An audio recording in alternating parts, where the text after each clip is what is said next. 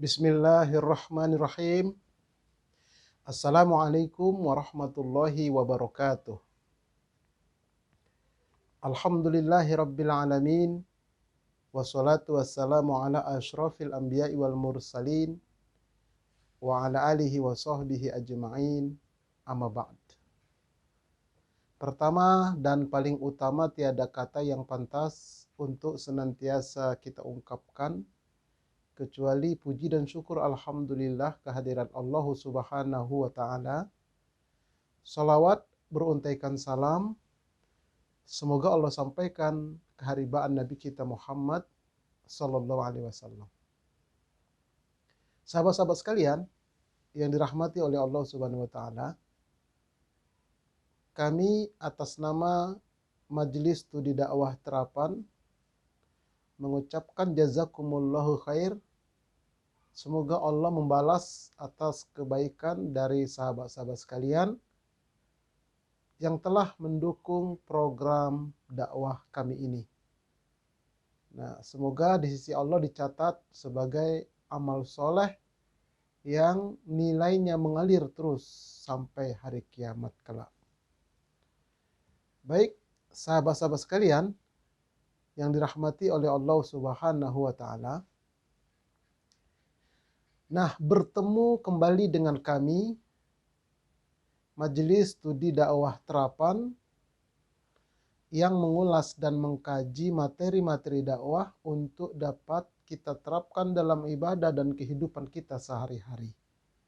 Silakan saksikan video-video kami yang sudah kami upload sebelumnya dengan channel Ustadz Arifin Purba Official. Nah, bagi sahabat-sahabat yang belum subscribe, nah, tolong pencet atau tekan tombol yang warna merah itu yang bertuliskan subscribe sekarang.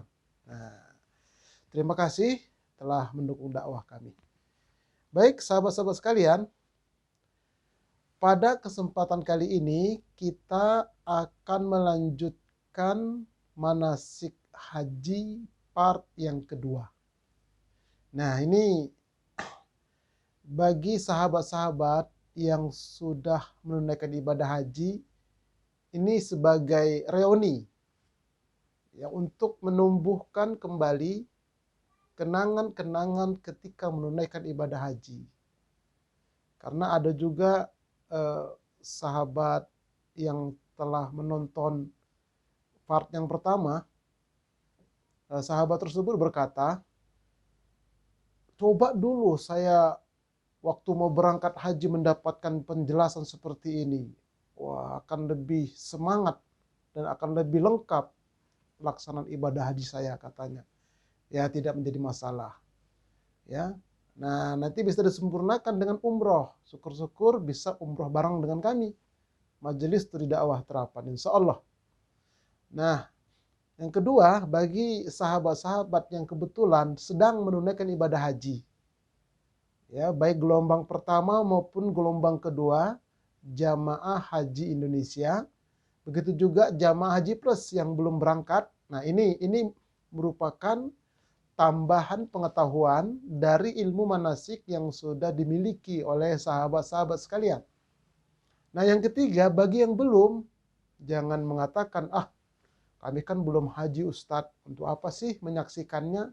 Justru ya, kalau kita selalu menyaksikan uraian tentang umroh, tentang haji, nah nanti akan tumbuh rasa cinta dalam kolbu, keinginan. Nah, dari rasa cinta keinginan itulah nanti Allah undang. Ya, setelah kita ada cinta, keinginan, lalu kita berusaha untuk menabung, berdoa, nanti Allah undang. Karena hanya orang-orang yang diundang oleh Allah yang bisa menunaikan ibadah haji ke sana. Nah, baik, mari sama-sama kita lanjutkan materi kita. Rute perjalanan jamaah haji Indonesia yang semuanya kita ini melaksanakannya dengan model tamattu. Silakan buka lagi nanti part yang pertama. Apa itu tamattu? Nah, rutenya begini. Gelombang pertama terbang dari Indonesia menuju kota Madinah. Nah, di Madinah bermalam kurang lebih 8 hari 8 malam. Itu di kota Madinah. Setelah 8 hari 8 malam di kota Madinah, kemudian berangkat menuju Makkah untuk menunaikan umroh dan berniat di Bir Ali. Nah, jadi kita tidak bahas tentang umroh, perjalanan umroh, nanti ada video tersendiri insya Allah. Nah, begitu selesai melakukan umroh di kota Makkah, mereka pun bertahalul, berpakaian biasa, lalu mereka menginap di hotel, menunggu datangnya hari-hari pelaksanaan ibadah haji. Nah, ini sebagian jamaah haji Indonesia gelombang pertama sudah berada di kota Madinah. Ya. Nah, ini yang pertama. Kemudian gelombang kedua, gelombang tua terbang dari Indonesia menuju ke Jeddah. Nah, nanti tempat mikotnya ada 2 pilihan, ada di atas pesawat nanti ketika melintas di atas Yalamlam. Ada juga sebagian jamaah haji memakai ihram dan niatnya itu ketika sudah sampai di bandara Jeddah. Mereka di sana berpakaian ihram, melafazkan niat umroh. Lalu kemudian menuju ke Makkah untuk menjalankan ibadah umroh, kemudian ya tawaf, sa'i, dan tahallul. Masuk ke hotel pakai baju biasa, menunggu hari datangnya pelaksanaan ibadah haji. Nah, inilah. Jadi 2 jalur dia. Gelombang pertama ke Madinah dulu, baru ke Mekah melakukan umroh. Gelombang kedua ke Mekah dulu, ke Jeddah dulu dia. Jeddah, Mekah, umroh. Nanti kumpul sama-sama di kota Mekah. Oke, ini ya. Ini rute perjalanannya kira-kira gambaran seperti itu. Baik. Nah, sekarang kita masuk kepada pendalaman materinya. Nah, khusus pada kesempatan kali ini tentang manasik haji tamattu. Tentang ikhlas, sabar, takwa, menyelesaikan sengketa kepada seseorang yang pernah dizolimi. Ini sudah kita kaji dalam part yang pertama. Silakan nanti dibuka lagi. Nah, ini kita khusus tentang ilmu manasik haji tamattu tadi. Oke. Nah, bagaimana pelaksanaannya? Kita lihat. Pelaksanaan haji itu boleh 6 hari full dia, atau hanya 5 hari, atau bahkan hanya 4 hari. Inilah pelaksanaan ibadah haji. Kenapa sampai 40 hari? Itu karena pengaturan, ya, penerbangan dan sebagainya. Kalau pelaksanaan cuma 6 hari, itu maksimum 6 hari, atau bahkan 5 hari, atau bahkan 4 hari. Terutama bagi penduduk Mekah itu, mereka terserah mereka. Ya, baik. Mari kita lihat penjelasannya bagaimana. Nih. Tanggal 8 Zulhijjah itu disebut dengan hari Tarwiyah. Tanggal 9 adalah hari Arafah. Tanggal 10 disebut dengan hari Nahr, menyembelih hewan. Tanggal 11 adalah hari tasyrik pertama. Tanggal 12 hari tasyrik kedua. Tanggal ke-13 hari tasyrik ketiga. Nah, ini pelaksanaan ibadah haji 6 hari. Nah, kalau yang mengambil 5 hari, ya, tanggal 11, 12 namanya nafar awal, tanggal 13 itu nafar sani. Nah, kalau orang yang mengambil hanya 5 hari, dia tidak melakukan hari tarwiyah, tidak menginap di Mina.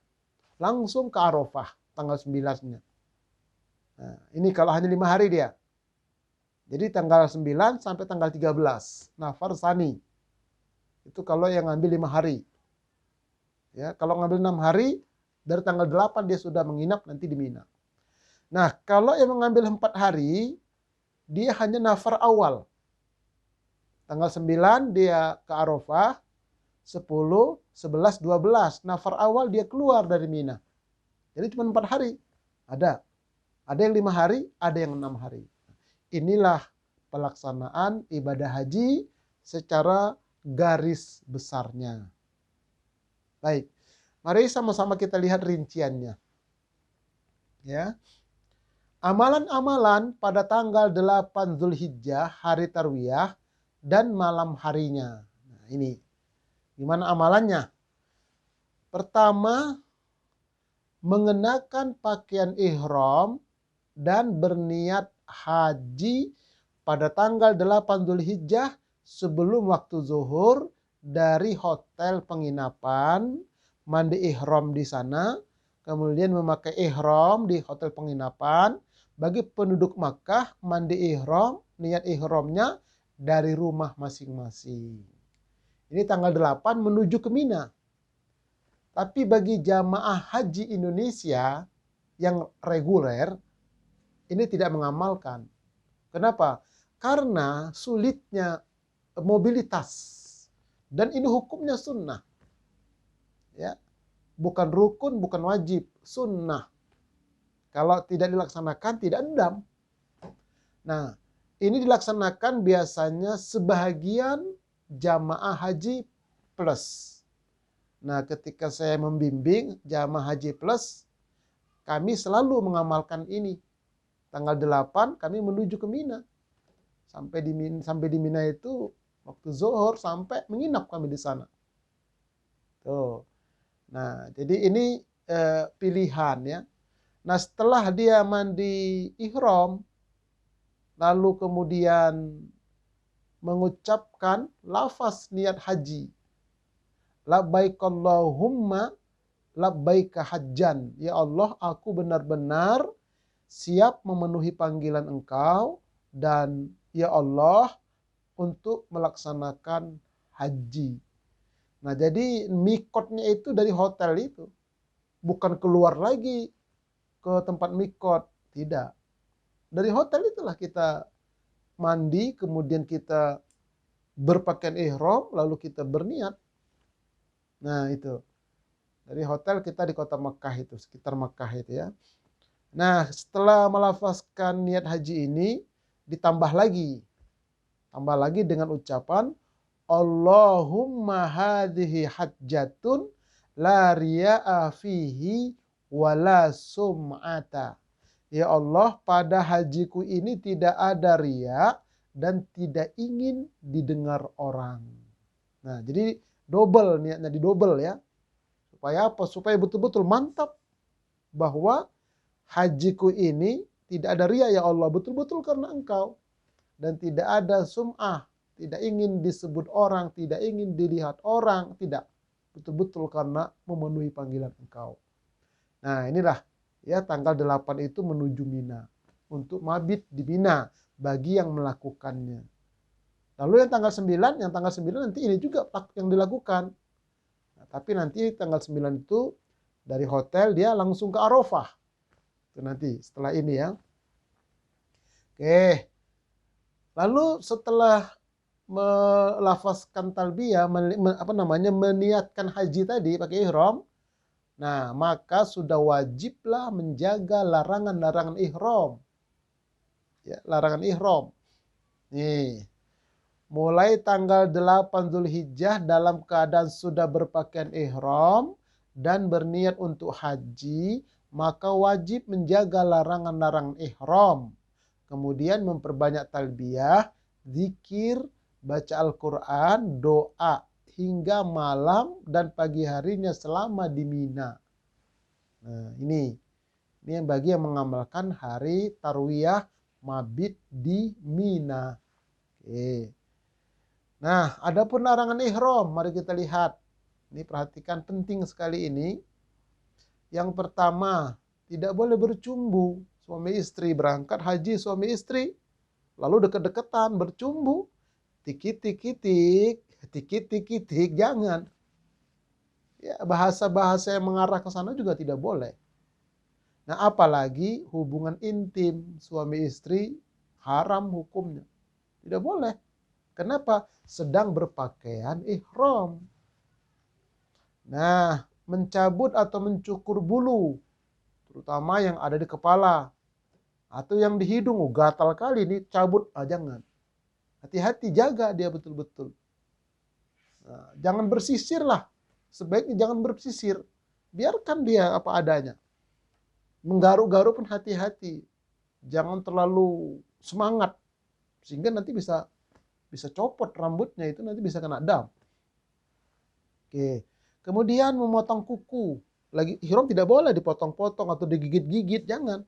Tidak boleh. Nah, kemudian melamar, menikah atau menikahkan. Wah, misalnya ada yang bilang, saya kan sedang berhaji nih Ustadz, sedang pakai ihram, bagaimana kalau saya melakukan akad nikah supaya lebih afdol? Tidak boleh, haram itu. Ya, karena ini larangan ihram. Tidak boleh menikah, melamar atau menikahkan pun tidak boleh. Nah, kemudian membunuh binatang buruan. Nah, ini maksudnya ketika di zaman Nabi dulu, orang-orang pergi haji, pergi umrah itu dari Madinah ke Mekah itu kurang lebih 3 minggu. 21 hari sekali jalan itu. Nah, jadi ada tim yang membawa rombongan ini dan mereka tidak haji, mereka hanya bayaran gitu, dibayar di upah. Nah, sebagian mereka ini berburu ketika istirahat, berburu mereka. Nah, mereka tidak apa-apa berburu karena tidak hajian, tapi orang yang sedang berpakaian ihram ikut berburu tidak boleh. Tidak boleh, ya. Nah, kemudian memakai minyak wangi. Ketika sudah memakai ihram, dia pakai minyak wangi, itu tidak boleh. Tapi ketika tadi mandi ihram tadi di hotel. Nah, sebelum ihram dia badannya dikasih minyak wangi. Itu boleh. Sebelum dia pakai ihram. Tapi kalau sudah pakai ihram, tidak boleh pakai minyak wangi. Yang wangi-wangi itu tidak boleh. Nah, kemudian mengenakan pakaian berjahit yang membentuk tubuh. Ini bagi laki-laki. Ya, pakaian berjahit membentuk tubuh. Atau pokoknya dia lilit-lilit gitu membentuk tubuh itu jangan. Seperti ada kain misalnya, lalu dia bentuklah tubuhnya seperti pakai pempes. Itu tidak boleh. Biarkan saja 2 helai, atas, bawah. Ihram sama izarnya itu, sudah. Tidak boleh yang lain. Tidak boleh celana dalam, tidak boleh kaos dalam, tidak boleh. Ya, itu bagi laki-laki. Kalau bagi wanita, pakaian biasa yang menutup auratnya. Terserah mau warna apa. Yang penting gelap dan tidak transparan. Tuh. Nah, kemudian menutup kepala dengan sesuatu. Bagi laki-laki nih, tidak boleh pakai peci atau pakai payung yang kecil begitu di kepala, tidak boleh. Tapi kalau payungnya dipegang itu boleh. Atau dia dari Madinah ke Mekah, kan mobilnya AC itu dingin. Lalu kain ihramnya ditaruh di kepala begitu berselimut. Nah, itu tidak boleh. Ketika ihram, ya tidak boleh. Kalau perempuan ya perempuan memang pakai kerudung lah dia. Nah, bagi wanita ini dilarang menutup muka dan memakai sarung tangan, pakai cadar nggak boleh. Kalau pakai masker bagaimana Ustadz? Nah, di sini ada perbedaan ulama.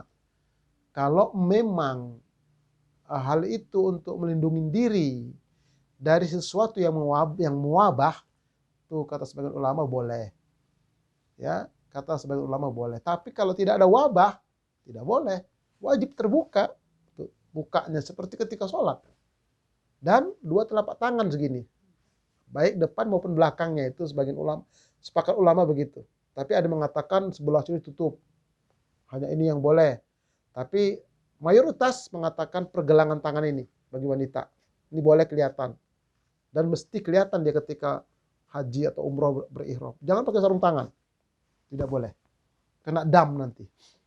Nah, kemudian apa lagi? Mendekati perbuatan maksiat dan makan daging binatang yang dia turut ikut andil di dalamnya. Nah, jadi menghindarkan segala macam perbuatan maksiat, ya, dihindarkan, itu larangan ihram, tutur kata, sikap dan sebagainya. Nah, kemudian memakan daging buruan yang dia ikutnya tidak boleh, apalagi makannya. Tapi kalau dia tidak ikut, berburunya orang lain, dia boleh makan. Oke, inilah beberapa yang dikatakan sebagai larangan ihram. Ustadz, kalau minyak bagaimana itu? Minyak, katakanlah minyak angin gitu. Sebagian ulama mengatakan itu tidak apa-apa. Karena dia bukan pewangi, dia adalah obat. Wallahu a'lam bishawab. Oke, nah sekarang mari kita rinci lagi tentang macam-macam larangan ihram yang pertama, serta damnya. Nah, yaitu larangan yang dapat membatalkan haji dan wajib membayar dam berupa menyembelih seekor unta serta wajib mengulangi hajinya pada tahun berikutnya. Nah, 3 dia ancamannya. Batal hajinya, wajib bayar dam seekor unta, wajib mengulangi haji. Apa itu pekerjaannya, perbuatan yang terlarang? Suami istri yang bersetubuh atau onani dengan segala macam caranya sebelum tahallul tsani. Tuh, ini bagi haji. Ya, sebelum tahallul tsani dia, baru tahallul awal, langsung dia melakukan hubungan suami istri. Itu batal hajinya. Wajib bayar dam, udah batal wajib bayar dam dan wajib ngulang tahun depannya. Nah, makanya hati-hati. Tunggu selesai semua. Tahallul awal, tahallul tsani selesai semua, barulah hubungan suami istri halal. Tapi kalau belum, jangan. Apa itu tahallul awal tsani, nanti kita lihat jelasannya. Ini larangan yang pertama, model pertama. Kemudian larangan ihram yang kedua, yaitu larangan yang tidak membatalkan haji, tetapi wajib membayar puasa 3 hari selama di sana, atau memberi makan 6 orang miskin setelah dicoba puasa, atau menyembelih seekor kambing. Nah, ini. Jadi lihat kesalahannya ya. Pelanggarannya adalah satu, bagi laki-laki memakai pakaian berjahit, memakai sepatu yang menutupi mata kaki dan menutup kepala. Ini itu kena damnya seperti itu. Bagi perempuan memakai sarung tangan, memakai cadar. Bagi laki-laki dan perempuan memakai wangi-wangian setelah memakai pakaian ihram, memotong kuku, memotong atau mencabut rambut badan, membunuh binatang yang melakukan lamaran atau akad nikah. Nah, ini. Jadi tergantung beratnya pelanggaran. Tuh, dilihat nanti beratnya pelanggaran. Ya, jadi kalau dia sekedar memakai pakaian yang berjahit atau memakai wangi-wangian, dia tidak sengaja lalu dia mau menutupinya, ya silakan dia puasa 3 hari atau memberi makan fakir miskin. Nah, kalau dia agak berat, itu membayar dam dengan ekor kambing, menyembelih seekor kambing. Jadi dam tamatuk 1 kambing, tambah lagi dam pelanggaran. Jadi bisa kena 2 dia. Oke, ini larangan macam yang kedua. Kemudian larangan ihram macam yang ketiga dan damnya. Apa itu?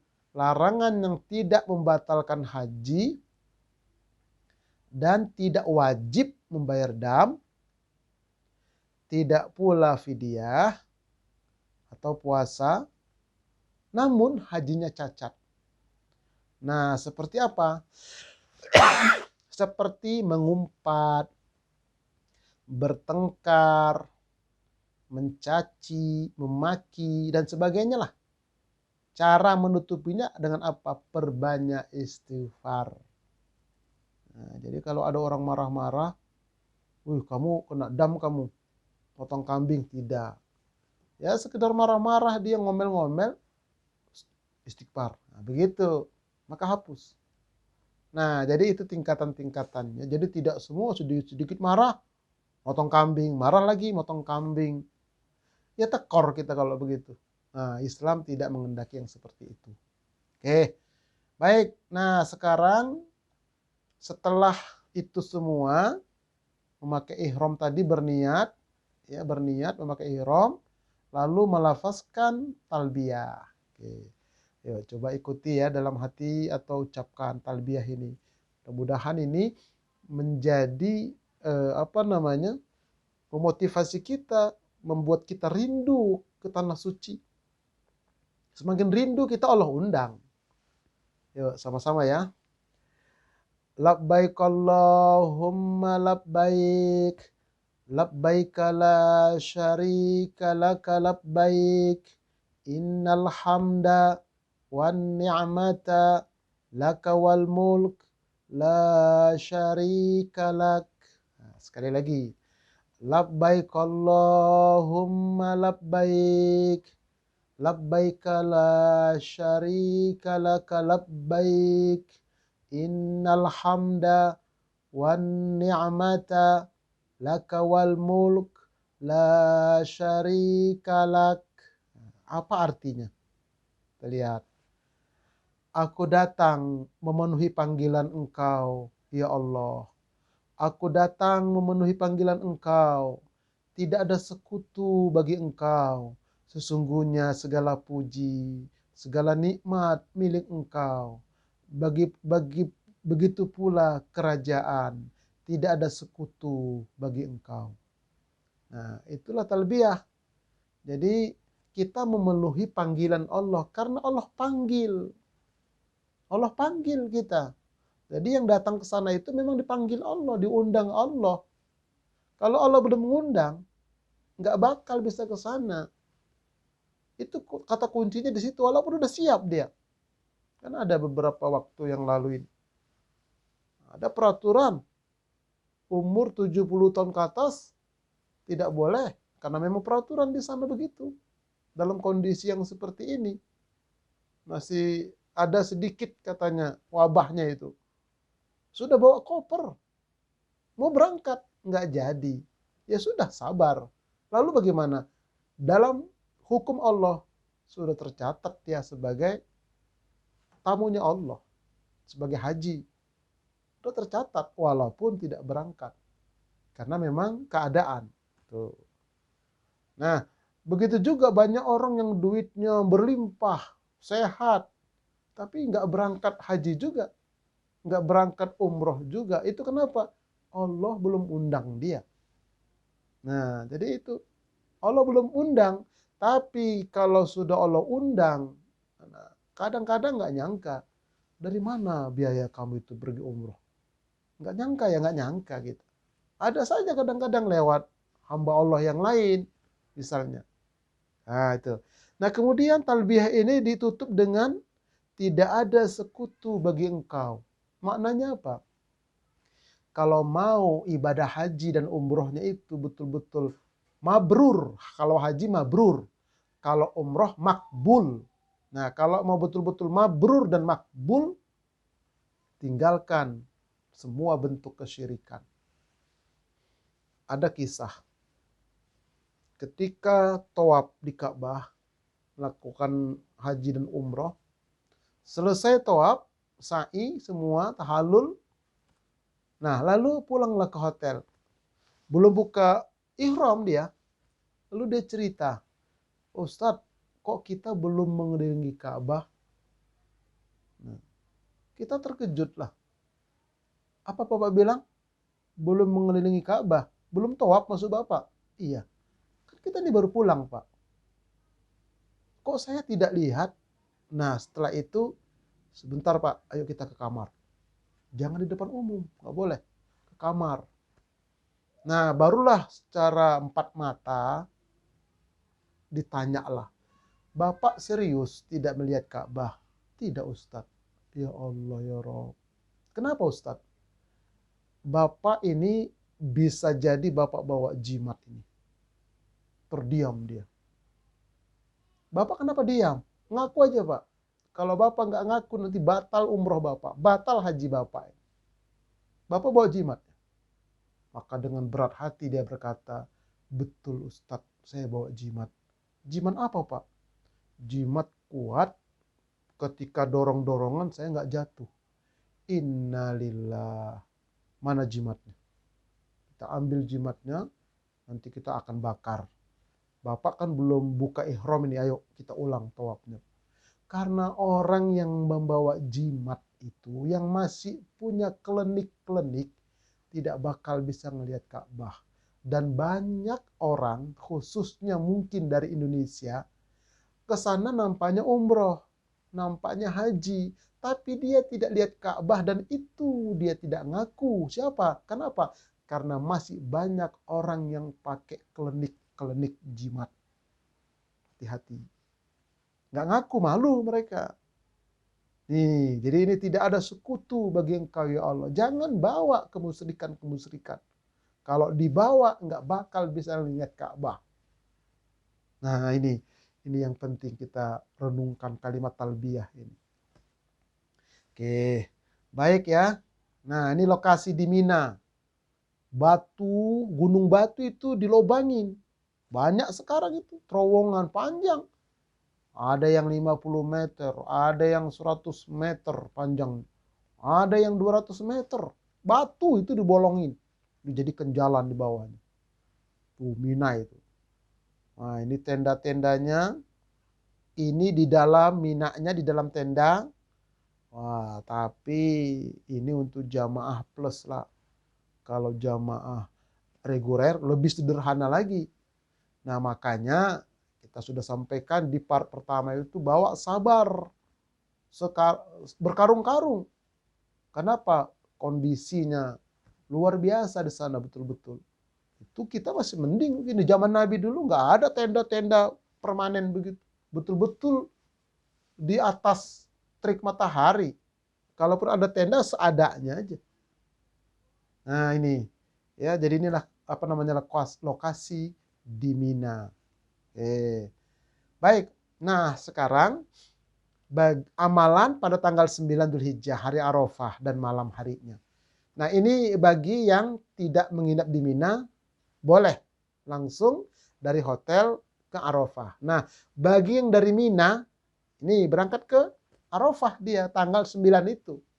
Berangkatnya dari Mina. Setelah menginap di Mina, maka keesokan harinya yaitu tanggal 9 Dzulhijjah, sebelum tergelincir matahari, menuju ke Arafah untuk wukuf di Arafah. Nih yang sudah nginap di Mina. Tapi kalau yang tidak nginap, dari hotel mereka berangkat. Sebelum zuhur, harus sudah sampai di sana. Ya. Nah makanya dalam hadis disebutkan, Al-Hajju Arafah. Faman adroka lailata arafata qabla tulu'il fajri min lailati jam'in faqad tamma hajjuhu. Rasulullah Shallallahu alaihi wasallam bersabda, inti haji adalah wukuf di Arafah. Barang siapa yang mendapatkan malam Arafah sebelum terbit fajar dari malam jami, yaitu sore pada hari Arafah, maka hajinya tidak telah sempurna. Tuh. Jadi wukufnya itu tergelincir matahari sampai terbenamnya. Bahkan sampai maghrib. Tuh, jadi mengalamilah malam di sana. Itu dikatakan wukuf. Mari kita lihat penjelasannya. Apakah wukuf itu? Wukuf ialah hadir dan berada di area Arafah, baik dalam keadaan tidur ataupun bangun. Boleh tidur, boleh bangun, jaga. Boleh berkendaraan ataupun duduk. Nah, kalau di zaman Nabi di atas onta, boleh. Di atas mobil. Tapi mobil udah nggak ada sekarang karena orang semua. Nah, boleh berbaring-baring di dalam tenda itu. Baring-baringan, tidur-tiduran, boleh. Ataupun berjalan-jalan, boleh. Dan dalam keadaan suci ataupun tidak. Nah, boleh berwudu, kalau batal wudu lagi boleh, ataupun nggak wudu nggak apa-apa, boleh. Nah, yang waktunya dimulai sejak tanggal 9 Dzulhijjah saat tergelincirnya matahari sampai terbenamnya matahari. Nah, itulah wukuf. Berdiam, hadir. Nah, itu ya. Mari kita lihat kondisi Arafah nih. Tuh, betapa banyaknya orang ini ketika kondisi normal. Tahun ini, ya tahun 2022, 1443 Hijriah, jamaah Indonesia itu separuhnya. Tidak semua berangkat, separuh. Semua negara juga separuh.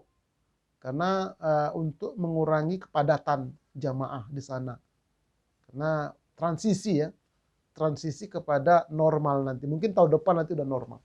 Atau mungkin nanti tahun depan 75% begitu. Wallahu a'lam bishawab. Kita berdoa saja. Nah, syarat, wajib, rukun, dan sunnah wukuf menurut 4 mazhab. Mari kita lihat tentang wukuf ini ya. Menurut Imam Syafi'i, syarat wukuf harus hadir meskipun hanya sesaat, berkemampuan ibadah, dan tidak disyaratkan suci. Nah, ini menurut Imam Syafi'i. Harus hadir di sana. Kemudian sunnahnya, sunnah wukuf, berwukuf di tempat Nabi jika memungkinkan. Memperbanyak doa dengan angkat tangan doanya. Nah, zikir dan tahlil. Membersihkan hati atau kolbu dari kesibukan duniawi. Nah, kalau bisa WA apa semua itu dikurangi.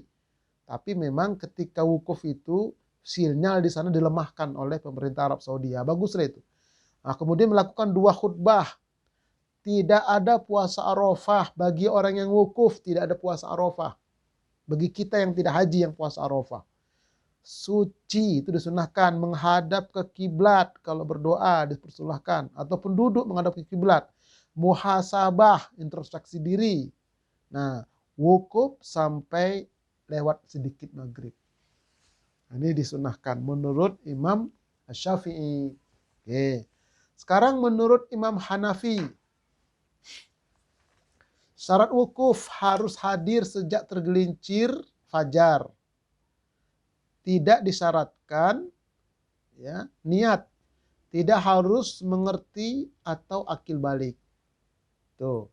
Kemudian wajib wukuf mendapatkan sebagian malam dan siang jamak takdim dan qashar zuhur dan asar.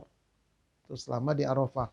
Sunnah wukuf mandi, berwukuf di tempat Nabi jika memungkinkan, perbanyak doa dengan angkat tangan, zikir dan tahlil, membersihkan hati dari kesibukan duniawi, 2 khutbah, tidak puasa Arafah, suci menghadap ke kiblat dan muhasabah.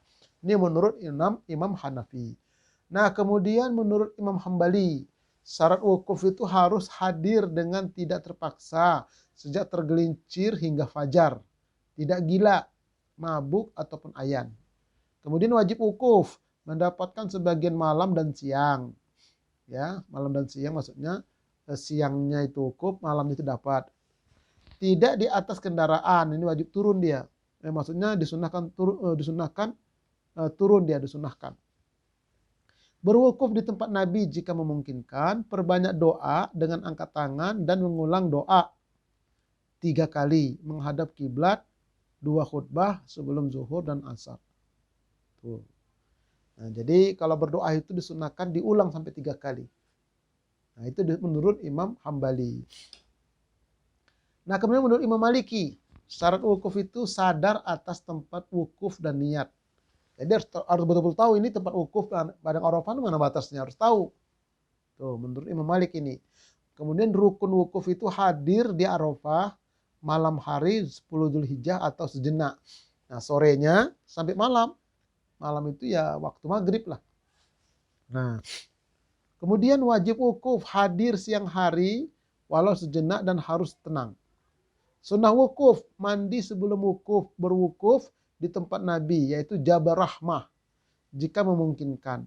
2 khutbah, menjamak takdim, zuhur dan asar, merendahkan diri kepada Allah dan bersuci dari hadas. Itu sunnah-sunnahnya. Nah, jadi Ustadz, bagaimana Ustadz kalau kira-kira saya gabung-gabung? Ya silakan saja. Mau milih satu aja boleh. Ya, silakan. Tetapi jangan menghakimi orang lain. Wah, itu dia hajinya nggak sah itu. Karena nggak sesuai dengan sah itu tidak boleh.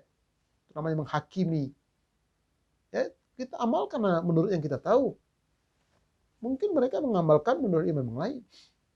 Nah, begitu sebentar. Jadi jangan sampai ada suuzon dalam kolbu kita. Bisa merusak ya nilai hajinya nanti. Oke.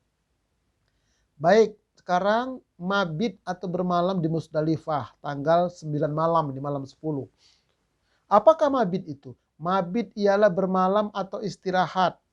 Apakah Musdalifah itu? Musdalifah adalah daerah terbuka di antara Makkah dan Madinah di Arab Saudi yang merupakan tempat jamaah haji diperintahkan untuk singgah, berhenti atau bermalam setelah bertolak dari Arafah. Nih ya. Jadi dari Arafah, keluar dari Arafah tuh habis maghrib atau habis isya menuju ke Musdalifah untuk bermalam di sana. Nah, ini dalilnya surah Al-Baqarah 198 yang artinya, maka apabila kamu telah bertolak dari Arafah, berzikirlah kepada Allah di Masy'aril Haram, yaitu Musdalifah, dan berzikirlah dengan menyebut Allah sebagaimana yang ditunjukkannya kepadamu, dan sesungguhnya kamu sebelum itu benar-benar termasuk orang-orang yang sesat. Nah, ya, jadi sebelum Islam datang, kebanyakan orang Arab jahiliyah itu sesat dalam melaksanakan haji. Mereka sudah haji juga, tawaf juga, tapi ya macam-macam cara mereka. Makanya Islam datang, Rasulullah hadir, meluruskan itu semua atas petunjuk Allah. Nah, jadi ini namanya Musdalifah. Ketentuan mabit di Musdalifah menurut 4 mazhab. Menurut Imam Syafi'i, jamaah berada di Musdalifah hukumnya wajib. Walaupun sebentar, sekurang-kurangnya melewati pertengahan malam setelah wukuf di Arafah. Tuh, jadi jam 12 lewat dikit, nah itu baru bergerak lah. Diam dulu dia, di situ diam. Nanti setelah jam 12 lewat dikit baru bergerak. Nah, dan tidak mesti berdiam.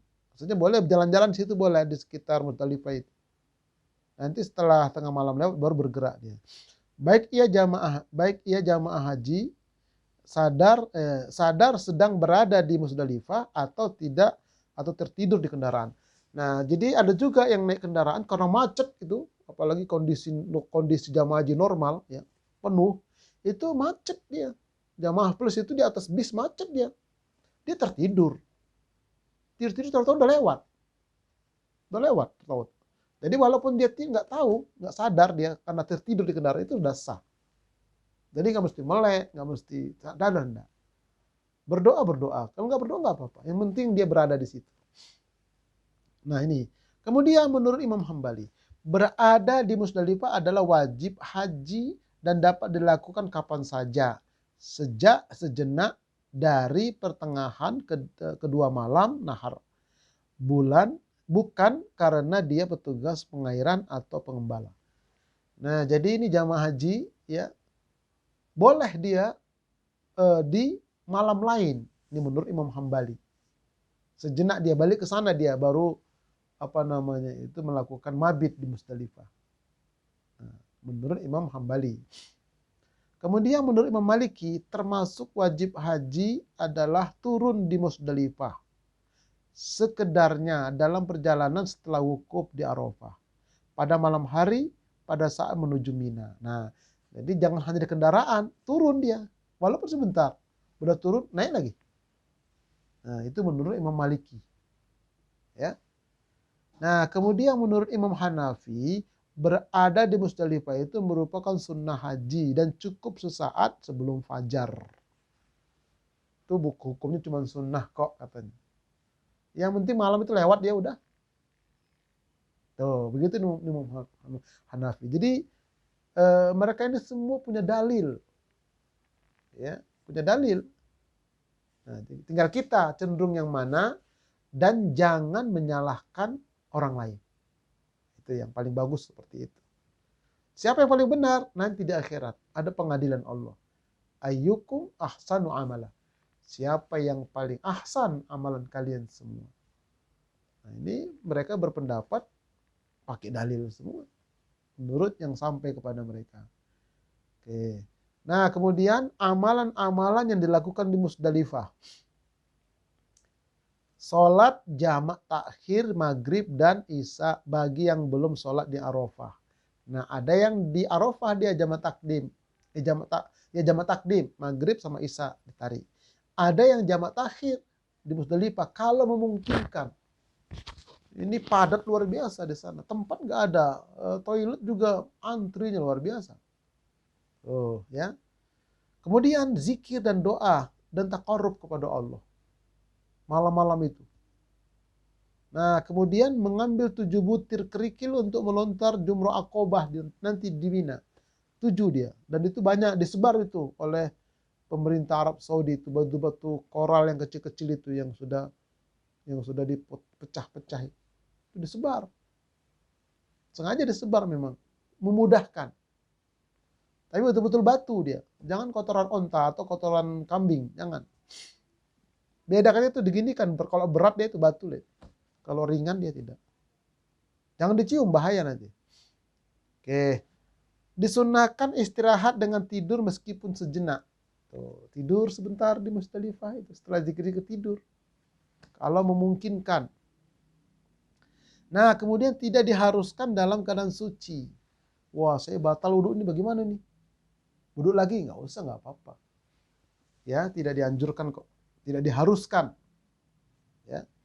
Nah, kemudian boleh mabit di atas kendaraan. Boleh, macut dia tidur, boleh. Nah, kemudian walaupun hanya melintas setelah lewat tengah malam, ya, ia tahu atau tidak tahu dihukumkan sudah mabit di Musdalifah. Nih, biasanya itu kalau jamaah plus, itu berhenti dulu bis semua. Sampai nunggu tengah malam. Dari jam 11 tuh berhenti, nunggu semua rame di Musdalifah itu. Panjang antriannya. Begitu tengah malam jam 12 malam waktu sana, lewat beberapa menit, wah itu mulailah dan jalan. Tuh, begitu. Nanti jalan itu ada yang menuju ke Mekah, ke Ka'bah, ada yang menuju ke Mina. Malam itu juga tengah malam. Tuh, ya, ada yang tetap bermalam dia, nanti besok pagi baru berangkat ke Mina. Ada. Nah, ini kondisi di Musdalifah. Suasana mabit di Musdalifah penuhnya orang luar biasa. Tapi asik. Kenapa? Karena seumur hidup sekali. Biarlah capek. Kenangannya luar biasa. Ini luar biasanya ya. Apalagi yang haji reguler itu betul-betul capek. Betul-betul capek, tapi puas. Beda dengan yang haji plus. Itu beda, nggak merasakan capeknya. Tentu ya bisa jadi kualitasnya akan beda nilainya kalau itu dilaksanakan dengan cara ikhlas kedua-duanya. Oke ya. Nah, kemudian amalan-amalan pada tanggal 10 Dzulhijjah, hari Nahar, ini siangnya sekarang. Lalu dan malamnya. Ya. Nah, melontar jumroh Aqobah. Jumroh Aqobah artinya tempat pelemparan batu-batu kecil yang berada dalam satu tempat atau kompleks jembatan jumroh di Mina yang dilakukan oleh jamaah haji sebagai wajib haji menurut jumhur ulama. Ini namanya jumroh Aqobah. Oke. Waktunya paling afdol yaitu setelah terbit matahari. Nah, ini dari Musdalifah, habis sholat subuh, kalau memang mau mengikuti model ini boleh ke Mina. Ke Mina. Ya. Sampai di Mina itu waktu duha, paling afdol di situ. Tapi disitulah kadang-kadang musibah itu terjadi karena semua orang ke sana. Nah, itu pernah terjadi dulu itu. Begitu ada satu aja orang yang jatuh karena barangnya mungkin jatuh, dia nunduk, kedorong, nah itu langsung kontak semua. Hati-hati, makanya kalau kita bawa sesuatu, bawa apa, jatuh, biarkan saja sudah. Jangan turun kita ngambil, itu bahaya. Ya, bahaya sekali. Oke, setelah terbit fajar, sebelum terbit matahari diperbolehkan. Ini menurut Hanafi dan Maliki. Ada juga yang pagi-pagi banget, sebelum subuh, udah sampai dia melontar Aqobah. Menurut Imam Hanafi dan Maliki boleh. Awal waktu diperbolehkan melontar setelah lewat tengah malam pada malam nahar menurut Syafi'i dan Ahmad bin Hambal. Nah, ini bahkan begitu di Musdalifah tadi jam 12 lewat 5 menit langsung mereka pergi ke Aqobah ke Mina sana. Melontar tengah malam boleh menurut Imam Syafi'i dan Ahmad bin Hambal. Nah, ini untuk apa sebetulnya? Untuk mengurangi penumpukan tadi. Jadi akhirnya ada opsi dia. Nah, kemudian akhir waktunya saat terbenam matahari tanggal 13 Dzulhijjah menurut Syafi'i dan Ahmad. Boleh nanti dijamak dia. Dah terakhiran tidak akobahnya sekalian. Nah, boleh menurut Imam Syafi'i dan Imam Ahmad. Oke, bagi yang mengakhirkan melontar jumroh akobah sampai hari tasyrik, maka dia wajib bayar dam. Menurut Abu Hanifah dan menurut Imam Malik. Tuh, tapi itu ada kewajiban bayar dam. Nih ya. Oke, nah kemudian kembali ke tenda. Tanggal 10 itu kembali ke tenda setelah melontar akobah. Jadi tanggal 10 itu hanya satu yang dilontar, yaitu jumroh akobah saja. Nah, kembali ke tenda, mabit, zikir, baca Quran, dan doa. Tuh, jangan lupa itu. Ya, gunakanlah kesempatan itu. Seumur hidup sekali. Mungkin nggak ngulang lagi tuh. Apalagi ya tahulah kita daftarnya itu berapa puluh tahun ke depan baru bisa berangkat. Nah, itu makanya gunakan kesempatan itu. Baik. Nah, sekarang kita lihat dulu tahallul ya. Tahallul haji. Tahallul haji terdiri dari dua macam tahallul. Bagi para jamaah haji diperbolehkan atau dipersilahkan memilih salah satu cara yang dirasa lebih mudah untuk dilakukan.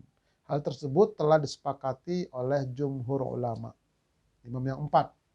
Nah, jadi ada dua model tahallul ya dalam ibadah haji. Tahallulnya ada dua. Nah, cara untuk melakukan dua tahallul itu dua cara pula, nih, dua model. Silakan pilih yang mana. Mari kita lihat. Nih, tahallul haji model pertama ini. Model pertama untuk tahallul awalnya dan tahallul saninya. Keadaan seseorang setelah melakukan mabit di Musdalifah, nih, kemudian dia habis malam-malam itu, tengah malam itu bergerak melakukan tawaf ifadah, langsung bergerak ke Mekah. Nah, ini biasanya jamaah haji plus ya. Saya itu selalu membimbing jamaah itu melakukan yang ini. Jadi tengah malam itu kita berangkat naik bis menuju ke Mekah, ke Ka'bah. Nah, sampai di Ka'bah kita melakukan tawaf ifadah ya, seperti umroh itu tawaf ifadah 7 kali. Setelah itu melakukan sa'i dalam pakaian ihram ini. Nah, setelah sa'i 7 kali barulah kita memotong rambut di salat tahallul. Tuh, Sofa, Marwah 7 kali, nanti di Marwahnya kita tahallul. Nah, jadi kalau kita melakukan model ini namanya tahallul awal. Jadi tahallul awal model pertama adalah melakukan tawaf ifadah sa'i di Ka'bah. Maka halal semua larangan ihram baginya kecuali berhubungan antara suami istri. Nah, itu masih belum boleh. Tapi yang lain buka baju, motong rambut boleh. Yang tidak boleh hubungan suami istri karena masih ada nanti tahallul kedua. Nah, lalu tahallul keduanya adalah melontar akobah tanggal 10. Habis dari situ pagi-pagi itu berangkat ke Mina. Sampai di Mina baru melontar akobah. Maka selesai dua-dua udah tahallulnya. Nah, ini ya, ini model pertama. Ya, untuk melakukan tahallul haji, tahallul awal dan tahallul sani. Boleh seperti ini. Nah, kemudian pilihan kedua, tahallul awalnya keadaan seseorang setelah melakukan mabit di Musdalifah, kemudian dia melakukan melontar jumrah akobah pagi-paginya. Jadi menginap di Musdalifah, besok pagi-pagi udah berangkat dia ke Mina. Sampai di Mina dia melontar akobah saja. Akobah saja. Nah, lalu dia sampai di Mina di tenda, dia potong rambut. Nah, dia tahallul. Itu tahallul awalnya di situ. Maka halal semua larangan ihram kecuali berhubungan antara suami istri. Karena baru tahallul awal. Nah, lalu tahallul saninya apa? Langsung dia pergi ke Ka'bah melakukan tawaf dan sa'i dengan berpakaian bebas. Karena sudah tahallul. Nah ini pilihan kedua. Jadi boleh ya, supaya kita paham. Jadi sekali lagi, habis bermalam di Musdalifah, ada yang ke Ka'bah tahallul awalnya, baru besok pagi ke Mina Jumrah Aqobah, ada yang nginep di Musdalifah, pagi-pagi ke Mina melakukan Jumrah Aqobah saja, terus dia tahallul. Nah setelah itu baru dia ke Mekah melakukan tawaf ifadah dan sa'i. Tuh, itu tahallul saninya. Nah, jadi dua model. Silakan pilih yang mana, tergantung nanti bagaimana arahan pembimbing-pembimbing haji kita. Oke, ya baik. Nah, inilah dalil tentang tahallul. Sesungguhnya Allah akan membuktikan kepada Rasulnya tentang kebenaran mimpinya dengan sebenarnya bahwa sesungguhnya kamu pasti akan memasuki Masjidil Haram. Insya Allah dalam keadaan aman dengan mengundul rambut ya kepala dan mencukur sebagiannya. Sedangkan kamu tidak merasa takut, maka Allah mengetahui apa yang tiada kamu ketahui dan dia memberikan sebelum itu ya ketenangan yang dekat. Nah, jadi inilah tentang dalil tahallul, namanya muhallikin dan muqassirin. Pernah disebutkan dalam hadis, ya Rasulullah, bagaimana kalau kami motong rambutnya muqassirin? Maka kata Nabi, ya dapat satu kebaikan. Kalau muqassirin dapat satu, kalau muhallikin dapat 3. Nah itu, jadi luar biasa muhallikin ini, botak. Nih kita lihat ya. Nih, ini namanya muhallikin, botak licin dia. Nah kalau ini muqassirin, ada sedikit. Nah jadi kalau saya sarankan untuk bapak-bapak ya, bapak-bapak, ini tahallulnya usahakanlah botak. Di Mina itu nanti. Ada nanti teman-teman kalau mau bawa juga boleh itu gunting rambut itu, tapi taruh di koper besar, dibungkus rapi. Bungkus koper besar, nanti di sana itu yang pakai baterai, pakai casan itu cukur. Saya jadi tukang cukur di sana. Ganti-gantian, sini siapa lagi? Saya bilang, ayo gantian. Wah, saya cukur. Baru nanti gantian saya dicukur pula. Nah itu dia. Jadi sekali seumur hidup. Dan menjadi tukang cukur di Mina itu pahalanya besar. Gak usah bayar orang kita bawa masing-masing kok. Tuh, jangan sayang nanti ganteng saya nggak ganteng lagi. Jangan, cukur aja. Nah, nanti Allah ganti yang lebih baik. Dan kita niatkan pikiran-pikiran kotor kita itu hilang. Penyakit migran, penyakit sakit kepala hilang. Allah ganti dengan yang lebih baik. Tuh. Jadi pilihan. Nah kalau bagi perempuan tahallulnya itu, nih, jadi rambut ini kalau mau bagus ya, rambut dipegang ujungnya. Tuh kayak ekor kuda ujung itu dipotong 2 jari, cek 1 jari lah. Itu yang paling afdol itu begitu. Jangan sekedar ngambil aja, jangan. Kurang afdol lah digitukan itu. Kayaknya bagi suaminya atau temannya. Ya, tempat sembunyi gitu potong. Itu tahallulnya. Oke, ya baik. Kemudian hukum mabit di Mina pada hari tasyrik. Nah, sekarang kita masuk ke hari tasyrik 11, 12, 13, ya. Menurut Imam Maliki, Syafi'i dan Hambali, hukumnya adalah wajib bagi jamaah yang tidak mabit selama 1 malam, maka wajib membayar dam 1 mud, ya. Tidak mabit 2 malam, 2 mud. Dan jika tidak mabit 3 malam, maka wajib bayar dam dengan menyembelih seekor kambing. Nah, ini ya. Ini. Menurut Abu Hanifah dan qaul jadid Imam Syafi'i, hukumnya adalah sunnah bagi jamaah yang tidak mabit di Mina. Maka tidak wajib membayar dam. Tuh makanya jangan heran nanti jamaah-jamaah haji plus dan plus. Mereka itu tanggal 11, 12, 13, mereka nggak nginep. Mereka kembali ke hotel. Ya. Mereka nginapnya di hotel. Nanti datang lagi mereka melontar jumroh aja. Habis melontar jumroh sebentar, kembali ke hotel lagi. Hotelnya di luar Mina. Ada yang begitu. Nah, ada mereka sengaja bayar dam. Ya udah nggak apa-apa, kita bayar dam aja. Ada yang nggak bayar sama sekali. Ya sunnah kok hukumnya. Nah ini. Jadi inilah makanya ada yang tidak mabit. Tapi bagi kita, mabit aja lah. Seumur hidup sekali. Dan itu dicatat di sisi Allah. Dicatat capeknya kita itu. Nggak ada yang gratis. Nggak ada yang gratis. Lelahnya kita itu. Nggak ada yang gratis. Asal ikhlas.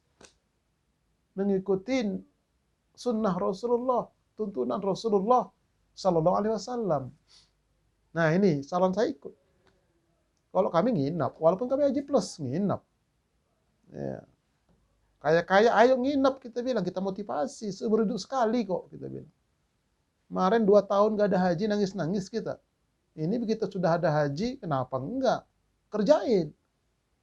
Nah, asalkan dia sesuai dengan sunnah. Oke. Nah, mari kita lihat amalan pada tanggal 11 dan 12 Zulhijjah, tasyrik pertama dan kedua, dan malam harinya. 1. Mabit di dalam tenda di Mina, sholat, zikir, doa, dan membaca Al-Quran. Nih. Jadi indah kita kayak camping. Apalagi ketika itu saya itu bawa haji 2015, 2018, 2000 berapa lagi? 17. Jadi itu terjadilah angin badai. Tenda-tenda pada berterbangan. Jadi anginnya itu bawa pasir dia. Takbir semua orang. Wah, luar biasa kalau ada yang takbir, ada yang azan. Nah, tapi ya kita nikmatin aja. Andai kata pun kita mati di situ ya mati sedang ibadah. Tapi kalau belum waktunya mati, nggak akan mati. Tuh ya, jadi di Mina itu enak kita tidur rame-rame pakai ihram. Nah, waktu mabit pertama ya. Tapi kalau sudah kesininya ya sudah selesai kan sudah pakaian biasa dia. Nah, ini. Nah, melontar 3 jamarot secara berurutan mulai dari ula, wusto, dan akoba. Ini di tanggal 11-nya itu 3-3 dilontar. Dilakukan setelah zawal menurut imam yang 4. Dilakukan boleh sebelum zawal menurut Atok dan Tawus serta ulama tabi'in. Nah, jadi ada pilihan juga sebelum zawal, maksudnya sebelum tergelincir matahari. Jam 11, jam 10. Itu nanti sana ada pengumuman biasanya. Untuk Asia jam sekian gitu. Ada jadwalnya dia. Nanti mutawif kita lah, pembimbing kita yang akan koordinasi nanti. Insyaallah. Oke. Nah, kemudian mewakilkan melontar. Melontar untuk dirinya sendiri secara sempurna, ula, wusto, dan akoba, baru kemudian melontar untuk yang diwakili. Ada juga pendapat melontar jumroh ula untuk dirinya sendiri dulu, baru kemudian untuk orang lain. Nah, jadi misalnya boleh diwakilkan, boleh. Bayar dam, enggak. Misalnya saya ini sebagai pembimbing ketika itu. Ada jamaah saya tanya, siapa bapak-bapak, ibu-ibu yang ada uzur? Nggak kuat jalan ke sana. Saya Pak Ustadz katanya. Nah, baik, saya mewakili, nanti teman yang lain ya. Nah, mana batunya? Ini, batunya harus dikasih 7 lah. 7 kali 3 lah. 7 kali 3 karena kan ula wusto akobah. 21. Mana batunya? 21. Nah, saya bawa 21 juga. Nah, jadi modelnya saya selesaikan dulu saya 3 kali. Baru balik lagi. Nah, atau nih, ula saya selesaikan dulu satu punya saya. Nah, baru saya selesaikan dia. Nanti di ustaz juga begitu. Nah, lebih mudah seperti itu. Jadi nggak bolak-balik dia. Karena nanti diatur banyak sekali. Lebih bagus begitu yang kedua. Ya. Jadi melontar untuk diri sendiri dulu. Nah, baru nanti yang diwakilkan tadi disebutkan ini lontaran dari bapak atau ibu ini. Nah, itu dia. Ada jamaah yang salah paham dia. Begitu dia melontar, kok cepat kali kau melontar, aku bilang. Iya Ustadz, sekaligus 7 itu saya lempar semua. Brak. Ya nggak boleh. Satu-satu dia. Tidak boleh sekaligus semua. Salah itu. Tidak boleh sekaligus, satu-satu dia. Itu ya. Nah, kemudian ketentuan lain. akhir waktu untuk melontar jamarot pada hari-hari tasyrik adalah sampai terbenam matahari menurut jumhur ulama. Menurut Hanafi, Maliki, Syafi'i bahwa boleh melontar pada malam hari atau pada malam berikutnya mengkodok karena ada halangan. Nih, jadi ini tentang perbedaan sedikit. Ya. Tanggal 11 itu mulai tergelincir matahari terus sampai menjelang maghrib. Tapi dia mengatakan boleh sampai lewat. Bahkan boleh dikodok. Karena tadi ada yang mengatakan juga hukumnya ada yang wajib, ada yang sunnah. Silakan pilih salah satu. Oke, nah sekarang keterangan tambahan. Melontar 3 jamarot pada hari tasyrik hukumnya adalah wajib haji. Bagi jamaah yang meninggalkannya maka wajib membayar dam. Sepakat imam yang 4. Nah, seperti tadi. Ya, ada perbedaan pendapat ya. Nah, baik. Ini ya, jadi melontar jamarot seperti itu. Nah, adab melontar sekarang kita lihat. Adabnya pada saat melempar jumroh, jika memungkinkan jadikanlah arah Ka'bah itu berada di sebelah kiri kita. Dan Mina berada pada posisi kanan. Kalau memungkinkan. Nah, harus benar-benar yakin bahwa lemparannya mengenai sasaran, yaitu mengenai tiang jumroh. Dan masuk ke dalam lubang-lubang penampungan batu. Jangan sampai melempar kepala orang. Tuh, di depan kita lempar kepala orang yang kena. Nah, sekarang udah bagus dia, udah bikin tembok lebar. Kena temboknya jatuh dia. Kalau dulu enggak, temboknya lurus satu aja. Sehingga ada yang kelewatan ke sana. Karena keliling gitu kayak itu ya. Nah, kemudian yang dilempar harus benar-benar batu, jangan selain batu, tidak boleh. Besar batu yang digunakan tidak boleh terlalu besar, sekopal nggak boleh. Atau terlalu kecil tidak boleh. Kan tetapi sekira-kira sebesar ruas telunjuk jari orang dewasa, segitulah. Tuh. Oke ya. Mari kita lihat adab melontar berikutnya. Melempar jumrah akobah sebanyak 7 kali lemparan. Setiap satu lemparan, satu batu dan setiap lempar melafazkan Allahu Akbar. Allahu Akbar. Tuh, sambil melempar. Allahu Akbar. Tuh, sambil melempar satu-satu dia. Ya. Kemudian waktu pilihan melempar jumlah dimulai setelah matahari terbit sehingga matahari terbenam dan bahkan berkelanjutan sampai malam hari. Ini perbedaan tadi. Adapun orang yang lemah seperti wanita hamil, orang yang sudah sangat tua dihaturkan keselamatannya, maka boleh diwakilkan untuk melakukan pelemparan jumroh. Tidak perlu bayar dam untuk itu. Namun orang yang mewakili tersebut harusnya lebih dahulu melempar untuk dirinya, baru kemudian untuk orang yang diwakilkan. Seperti tadi ya, diwakilkan dulu. Dia dulu baru orang lain. Nah, kemudian menghentikan membaca talbiyah atau berzikir setelah selesai melempar jumrah akobah dan tidak ada doa langsung keluar dari tempat pelemparan. Jumrah uto ya, jumratul ula habis melempar 7 kita bergeser, kita berdoa menghadap Ka'bah. Kemudian kita pindah ke jumrah wusto. Setelah melempar kita ke pinggir menghadap Ka'bah, kita berdoa. Nah, ya wusto. Nah, kemudian yang terakhir akobah. Setelah melempar, udah langsung pergi, nggak ada doa lagi. Jadi doa cuma ula sama wusto aja, yang akobah tidak ada doa. Langsung keluar kita. Tuh. Nah, ini lokasi jamarotnya. Dulu ini ya, dulu seperti ini dia, hanya lancip aja begitu. Ini ula pertama dari sini. Setelah selesai ke wusto. Nah, setelah selesai baru ke akobah. Dulu tuh begitu. Nah, kemudian berkembang, kemudian dia agak seperti ini, makanya kadang-kadang keliwatan sampai ke seberang sana. Nah, kemudian diperbesar tiangnya, diperbesar lingkarannya. Nah, lalu kemudian, nah ini yang sekarang diperpanjang dia. Masing-masing jamarat itu panjang begini dia bentuknya. Jadi dari sini melempar ke sana sampai ke tembok itu, jatuh dia ke bawah. Yang dilempar jangan segini, itu kebesaran. Kena kepala orang bahaya. Tidak boleh botol-botol minuman, nggak boleh. Payung-payung tidak boleh. Apalagi batu cincin, jam tangan, tidak boleh. Nah, harusnya batu-batu kecil seperti itu. Disiapkan sana semua, banyak. Di Mina itu banyak. Insyaallah ya. Oke, nah sekarang penjelasan tentang nafar dan tanggal 13 Dzulhijjah. Nafar artinya kelompok atau kumpulan. Menurut ilmu fikih ialah para jamaah haji yang bertolak dari Mina menuju Makkah pada hari tasyrik tanggal 12 atau 13 Dzulhijjah.